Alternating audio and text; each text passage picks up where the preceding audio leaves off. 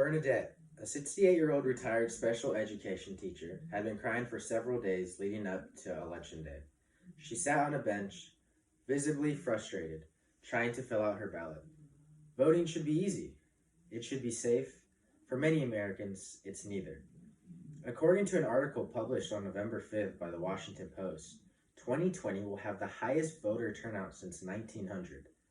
Of course, what this article also mentions is in 1900, America had a much smaller voter pool. Women were allowed to vote, along with Asian Americans and many Native Americans. So not only are we talking about a record amount of people choosing to get out and vote, but also there are more people now who have the right to get out and vote. Not everybody chooses to exercise this right, however. Today, I hope to encourage any possible non-voters out there to get out and exercise your right to vote. I will be giving you 3 reasons why you should exercise your right to vote. First, I'll explain why every vote matters. Then, we'll discuss why non-voters don't vote. And finally, we'll discuss the importance of exercising your right to vote. So, let's start with why your vote matters. 1 vote can equal thousands of votes. The caveat in why your vote matters lies in the external influence of your vote. According to the University Wire, students show that social pressure is an effective means of encouraging people to vote if they were previously not intending to do so. In addition, the expectation of higher voter turnout influences the average person to conform to that expectation. If a person sees his or her friends and loved ones vote, then that person is not only inclined to vote, but feels as if he or she is supposed to vote. The I voted stickers aim to reinforce the power of social influence on voting. Hunter Campbell writes in the University Wire that publicizing your intention to vote is exactly why your vote matters. Now, no major public office has ever been decided by one single vote, but one vote can influence tens, hundreds, or even thousands of votes. This election cycle, the public has been saturated by the media to go out and vote. Whether it's on the news, on the back of professional players' jerseys, social media influencers, or celebrities, they are all singing the same tune. Go out and vote. Unsurprisingly, it seemed to have worked.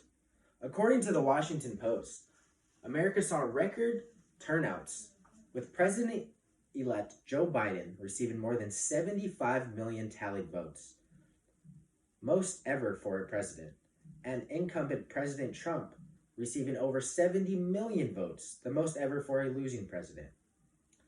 Now that we have discussed why every vote matters, let's talk about why non-voters might choose not to vote. Why do non-voters choose not to vote, and how does this also have an impact? Non-voters choose to not vote for various reasons. According to an article published by the Census.gov website in 2018, the most common reason given by non-voters were dislike of candidates or campaign issues, followed by not being interested and being too busy. Altogether, in 2016, a total of 18.9 million people were registered to vote but chose not to. This does not include all the people who choose not to vote and were also not registered. This is a huge amount of people who are choosing to not exercise their right and for very apathetic reasons. If we could persuade that many people to care, to make the time, even if they seem too busy, to have an interest in their government, imagine the impact that could have on an election.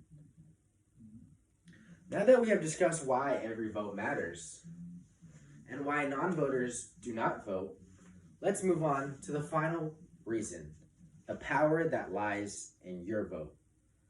Who has a right to vote? According to the women's suffrage movement, a number of people, including many women, believe that only men possess the intelligence and reason to have a voice in political matters. Moreover, according to the women's suffrage movement, It took another 70 years before women could legally vote. If you are a U.S. citizen, 18 years or older, you are allowed to vote. Your right to vote allows you to choose candidates that support your political view, your right to decide how your tax dollars are spent, and your right to allocate where federal funding goes in your region. Today, we discuss 3 reasons why you should vote. First, I explain why every vote matters. Then I explain why non-voters choose not to vote. And finally, we discuss the importance of exercising your right to vote. Although voting is a right, not everyone shares the same experience, the same emotions, or the ability to freely cast your vote without prejudice. Voting should be easy. It should be safe. For many Americans, it appears to be neither. It's important to let nothing stand in the way of exercising this fundamental right. Not fear, busy schedules, dislike for the candidates, or anything else. Remember that we as a society have come a long way. And we still have so much that needs change, but things can only continue to get better if we all make the conscious decision to in fact make those things better. So next election, let's all make the decision to get out and vote.